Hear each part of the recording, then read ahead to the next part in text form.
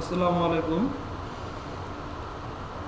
Maximum প্রবাসী দেশে যাওয়ার 3 থেকে 5 মাস পর, তার পর অথবা 1 বছর পরে অন্য কোনো দেশে যাওয়ার চিন্তা করে, মানে আবার প্রবাস জীবন বেছে নেওয়ার চিন্তা করে। এর মূল কয়েকটা সমস্যা আছে।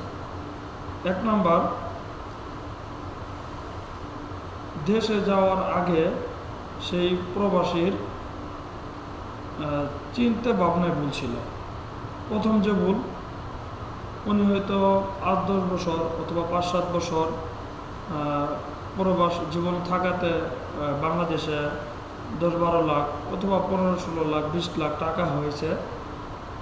তারপর উনি চিন্তা করতেছে, আলহামদুলিল্লাহ এখন অনেক টাকা হয়েছে, আমি দেশে যে একটা কিছু করে চলতে পারবো। এই চিন্তা ধারণা করে যে সকল প্রবাসী যায়, তাদের ম্যাক্সিমাম প্রবাসী ভাইয়েরাই দেশে যাওয়ার পর এই 5-6 মাস 1 বছর যাওয়ার পরে অন্য কোনো দেশে যাওয়ার চিন্তা করে এবং হতাশাই ভোগে। এর কারণ উনি এখান থেকে যাওয়ার পরে 1 মাস দেখতে দেখতে চলে যায় আত্মীয় স্বজনের বাড়ি, বন্ধু বান্ধবের বাড়ি, এই সেই ঘুরতে ফিরতে দেখা গেছে কি 1 মাস চলে গেছে, তারপর প্রায় এদিকে 50,000 টাকা খরচ হয়ে যায়। এরপরে কি করবে, কি করা যায় চিন্তা করতে করতে আরও 2-3 মাস চলে যায়। এই 2-3 মাস উপার্জন না থাকাতে আরও 1-2 লাখ টাকা শেষ হয়ে যায়। তারপর দেখা যায় কি উনি আর চিন্তাই করতে পারেন না, কি সব জমা টাকা শেষ হয়ে যাচ্ছে। তো এরকম টেনশন করতে করতে 6 মাস পরে যায় উনি আবার চিন্তা করে, না আমার আবার বিদেশ যাইতে হইব, দেশে থাকি কোনো কিছু করতে পারবো না। এটা 1 নাম্বার সমস্যা। দ্বিতীয় যে সমস্যা,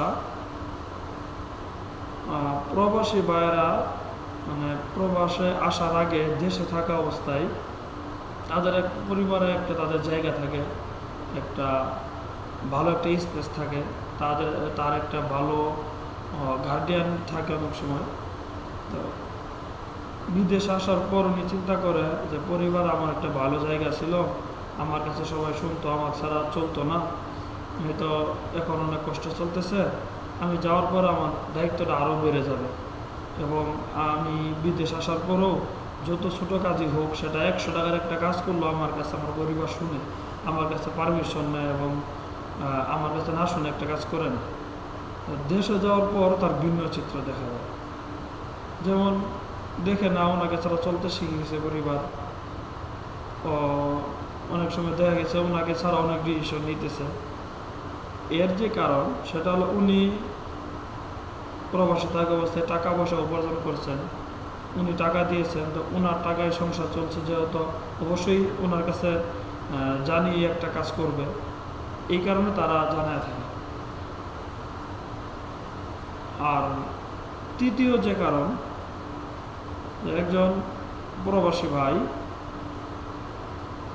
মানে দেশ থেকে আসার আগে সেম দ্বিতীয় কারণের মতোই, যে অনেক ভালো ভালো মানে তাকে গুরুত্ব দিয়ে থাকে তার পরিবার, কিন্তু দেশে যাওয়ার পর দেখা যায় সেই গুরুত্বটা থাকে না।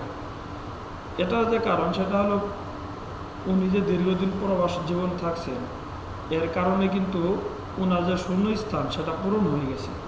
এখন ওনাকে আবার যায় তার স্থানটা অর্জন করে নিতে হইব, তার জন্য কিছুটা সময় দরকার। কিন্তু একটা প্রবাসী ভাইয়ের সেই সময়টা অন্তত ওয়েট করারই থাকে না, কারণ তার মন মানসিকতাই মনে হয় যে আগের মতোই আমি আছি, কিন্তু আগের মতো যে উনি আর নাই অথবা ওনার আগের জায়গাটা আর নাই, এটা উনি আর খেয়াল করে না। তার জন্য সময় দরকার, সেই সময়টা অবধি ওয়েট করতে পারে না, এটা একটা সমস্যা। আরেকটা যে সমস্যা সেটা হলো প্রবাসে থাকা অবস্থায় দেখা যায় সবাই খুব সুন্দর মতো কথা বলে, ভাই মা বাবা বউ আত্মীয় স্বজন সবাই খুব সুন্দর মতো কথা বলে, কিন্তু দেশে যাওয়ার পর দেখা যায় কি ভাই ঠিকমতো আমার সাথে কথা বলতেছে না, মা বাবা আমার সাথে ঠিকমতো কথা বলতেছে না, অনেক সময় আত্মীয় স্বজন আমার সাথে ঠিকমতো কথা বলতেছে না, বিদেশে থাকা অবস্থায় যত সুন্দর ভালো আচরণ করতে পারেন সেটাও করতেছে না।